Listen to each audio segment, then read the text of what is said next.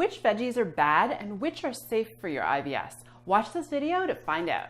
For the most helpful information you'll find about IBS online, subscribe to my channel and hit the bell to be notified whenever I post a new video every Friday. If you're confused about which vegetables to avoid with your IBS, by the end of this video, you'll have some helpful tips to help you plan your meals. I'm Wendy Leung, holistic health and happiness coach, licensed acupuncturist, and powerhouse IBS conqueror, and I struggled when I had to give up delicious veggies too. Seriously, I teach my clients how to make healthy meals without triggering their IBS, and now I'm sharing with you too.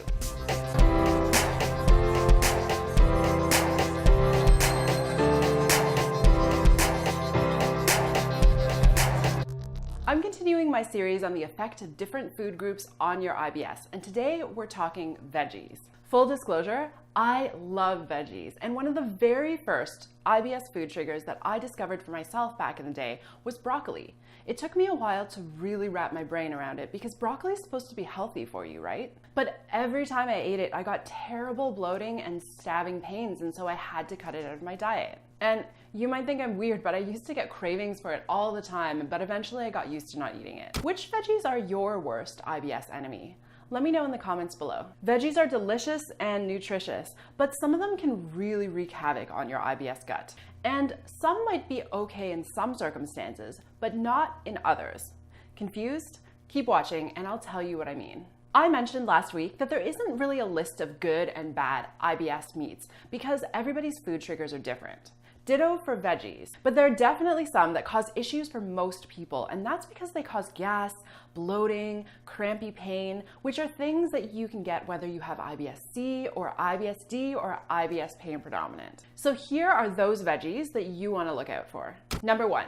Cruciferous veggies. These are some of the healthiest veggies around, but they're known to cause gas during digestion. My number 1 enemies were broccoli and cauliflower, and no matter how I ate them, in salads, in soups, grilled, steamed, they always made me keel over in pain. Cauliflower is having a moment these days. It's being used as a carb substitute in pasta and rice dishes, but if you've got IBS, steer clear because it'll flare up your symptoms in a major way. Now, not all cruciferous veggies might bother you. I never had a problem with bok choy, napa cabbage, with watercress, but I definitely stayed away from regular cabbage and Brussels sprouts. Radishes and turnips fall into this category too, so make sure you're careful around them as well. The thing is, the only way to truly know which veggies in this category bother you is by tracking your meals against your symptoms so that you know which foods personally affect your IBS. I know that this can be confusing to set up on your own, so I've got an IBS digestion tracker, and if you sign up for my newsletter, I will send it right to your inbox. The link is below in the description box. IBS veggie enemy number 2. Allium veggies, aka the onion family. When I was struggling with my IBS, it took me a while to figure this one out because onions and garlic are in almost anything. Even if they're not used as a major ingredient, they're oftentimes used for flavoring, so they're really hard to detect. And they can be pretty hard to avoid. But onions, garlic, scallion, leek, and chives can create extra gas and bloating in the intestine. So when you're tracking your triggers, make sure you watch out for these hidden ingredients. IBS veggie enemy number 3. Beans and legumes. There's a running joke that beans make you farty, and for the average person that might be funny. But if you've got IBS, this means your bloating, your cramping pain, and your farting is going to be attacking much worse. So even though these foods are high in fiber and high in protein, they're definitely on the list of IBS no-nos. This category includes lentils and chickpeas too. So your hummus snack, it does double damage with the chickpeas and the garlic together, so make sure that you cut that one out. IBS enemy number 4, raw and cold veggies.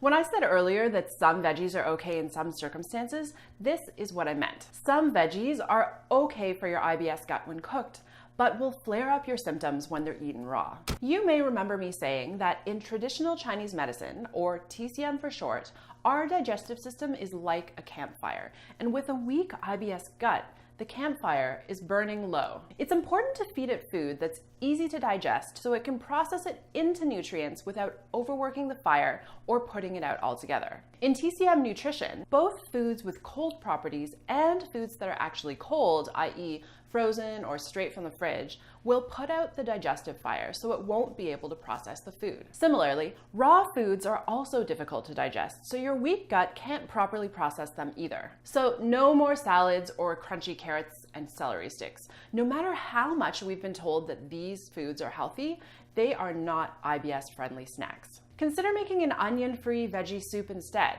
This warm, simple, cooked meal will be equally nutritious, but easier to digest, so your IBS gut will not sound the alarm. So to recap, here are 4 types of veggies that IBS guts should watch out for. Number 1, cruciferous vegetables. Number 2, allium vegetables, aka the onion family. Number 3, beans and legumes. And number 4, raw and cold veggies.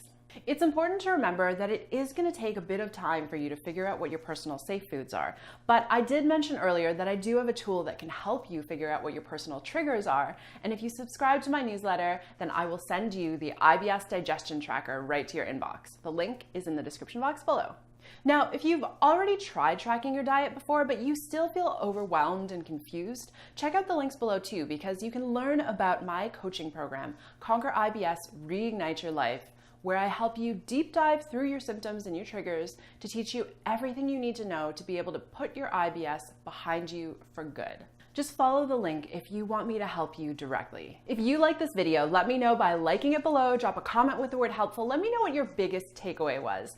And also share this with your fellow IBS conquerors, because I want to spread the word that IBS is not a forever thing, so we can beat this together in 2019. I've got so much more to share with you about all things IBS, so make sure that you are staying tuned, that you subscribe to my channel, and that you hit that bell so that you get those notifications every Friday when a new video is posted.